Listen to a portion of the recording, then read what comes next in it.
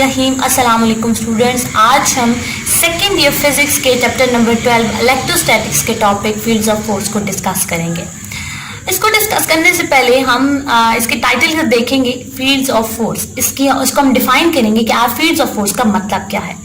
तो डेफिनेशन आप अपनी स्क्रीन पे देख रहे हैं। The reason in which the influence of the force, influence असर को कहते हैं, ठीक है।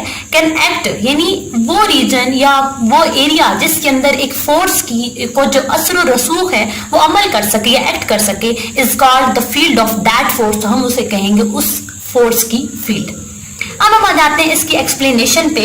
तो एक्सप्लेनेशन में हम सबसे पहले दो यूनिवर्सल लॉ को डिस्कस करेंगे। तो वो आपके पास जो दो यूनिवर्सल लॉ हैं, that is Newton's gravitational law and the Coulomb's law. Newton gravitational law में अगर हम फोर्स का फार्मूला देखें तो वो आपके पास है G(m1 m2) divided by r का स्क्वायर। अगर इस फार्मूले में आप देखें तो इस फार्मूले में हमें जो न्यूटन है वो किसी भी दो मैसेज के दरमियान जो फोर्स ऑफ अट्रैक्शन है उसको डिफाइन करता है। अगर हम कूलम लॉ को देखें तो उसके मुताबिक जो फोर्स ऑफ इलेक्ट्रोस्टैटिक्स है उसका फार्मूला आपके पास है K(q1 q2) divided by r का स्क्वायर। अब इस एक्सप्रेशन में जो कूलम है वो किसी भी दो चार्जेस के दरमियान फोर्स ऑफ अट्रैक्शन या फोर्स ऑफ रिपल्जन को जो है वो डिफाइन करता है। लेकिन इन लॉज के आने के बाद भी दो क्वेश्चंस ऐसे हैं जिनका जवाब जो है वो अभी तक अननोन है। तो वो जो आपके पास दो क्वेश्चन है, फर्स्ट ये है the origin of these forces, उन फोर्सेस का ओरिजिन क्या है, ये फोर्सेस कहाँ से ओरिजिनेट होती हैं।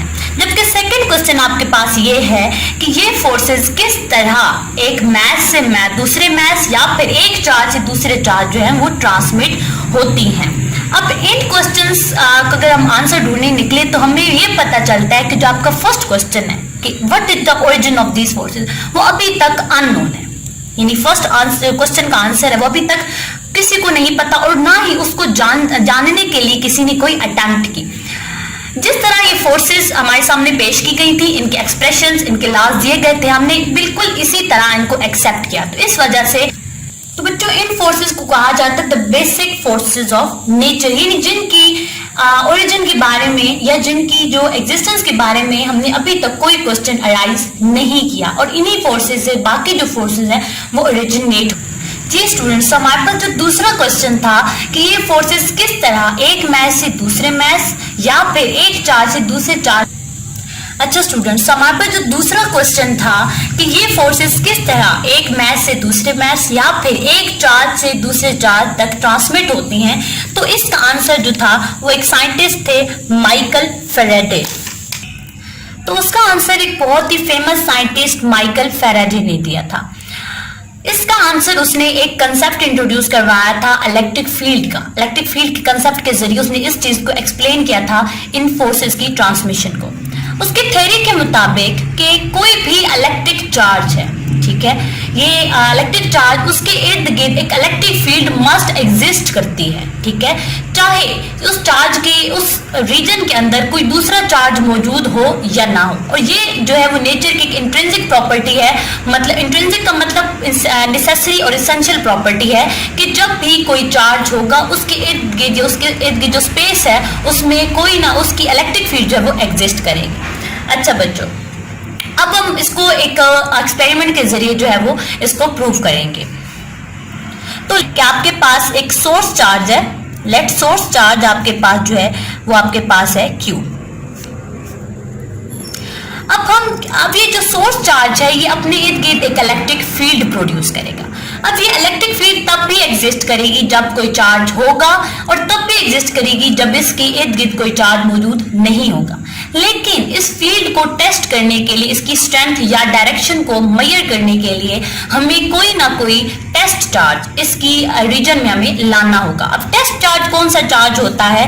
तो टेस्ट चार्ज आपके पास जो है वो चार्ज होता है जो किसी भी दूसरे चार्ज की इलेक्ट्रिक फील्ड या स्ट्रेंथ को मेजर करने के लिए यूज होता है। तो लेट कर लेते हैं कि यहाँ पे टेस्ट चार्ज जो आपके पास Q0 है।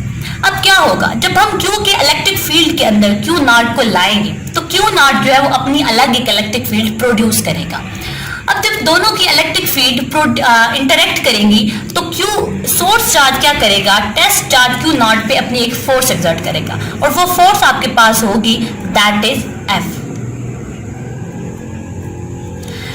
तो बच्चों अब इसी को मैं एक डायग्राम के जरिए से रिप्रेजेंट करूंगी। अच्छा जी स्टूडेंट्स, आप गिवन डायग्राम में देख रहे हैं कि एक चार्ज है जो कि पॉजिटिव, जिसके ऊपर पॉजिटिव चार्ज है, वो अपनी एक इलेक्ट्रिक फील्ड प्रोड्यूस करता है, ठीक है। अब आप इस डायग्राम में ये नोटिस जरूर करेंगे कि चार्ज के करीब जो डॉट्स की डेंसिटी है वो ज्यादा है, जबकि जैसे जैसे हम चार्ज से दूर जाते हैं तो जो चार्ज की जो डॉट्स की डेंसिटी है वो आपके पास कम हो रही है। तो इस चीज को मैं एक्सप्लेन कर देती हूँ। यहाँ पे जो डॉट्स की डेंसिटी है वो इलेक्ट्रिक फील्ड स्ट्रेंथ को शो करेगी। इलेक्ट्रिक फील्ड स्ट्रेंथ की कितनी, जब उसके रीजन में कोई भी चार्ज आएगा तो वो किसी दूसरे चार्ज पे कितनी फोर्स एक्सर्ट कर सकेगा। तो इससे हम ये अंदाजा लगा सकते हैं कि जो डेंसिटी ऑफ डॉट्स है around the charge, density of dots वो आपके पास जो है वो डायरेक्टली प्रोपोर्शनल है to the strength of electric field. किसके? To the strength of electric field. अब यहाँ पे जो स्ट्रेंथ ऑफ इलेक्ट्रिक फील्ड है इसको हम एक और चीज से भी एक्सप्लेन करेंगे, लेकिन उससे पहले हम अब इस फील्ड को टेस्ट करने के लिए हम एक टेस्ट चार्ज लाएंगे, दैट इज क्यू नॉट। अब यहाँ पे आपके पास क्यू नॉट चार्ज है, लेट कर लेते हैं कि वो भी आपके पास पॉजिटिवली ही चार्ज है। तो यहाँ पे मैं उसकी जो इलेक्ट्रिक फील्ड स्ट्रेंथ को है वो डॉट से शो कर देती हूँ। इसका भी आप इसी तरह देखेंगे कि चार्ज के नियर जो डॉट्स की डेंसिटी ज्यादा है, जबकि जैसे जैसे हम आउटसाइड जाते हैं तो जो डॉट्स की डेंसिटी है वो डिक्रीज हो रही है। जैसे मैं पहले बता चुकी हूँ कि डॉट्स की डेंसिटी जो है वो इलेक्ट्रिक फील्ड की स्ट्रेंथ को शो करेगी। अब दोनों सिमिलर चार्जेस हैं तो दोनों जो है एक दूसरे को रिपेल करेंगी। अब जो चार्ज Q है वो Q नॉट पे एक फोर्स एक्सर्ट करेगा और वो फोर्स होगी, लेट हम कर लेते हैं कि वो फोर्स आपके पास F होगी। अब यहाँ पे जो स्ट्रेंथ ऑफ इलेक्ट्रिक फील्ड है उसको हम एक और टर्म से जो है वो हम इंडिकेट करेंगे, that is electric field intensity, जिसको मजीद जो है वो आगे डिस्कस करते हैं।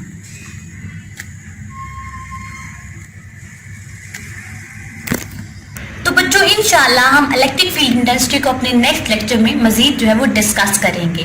तब तक के लिए अपना ख्याल रखिएगा। अल्लाह ने के बाद।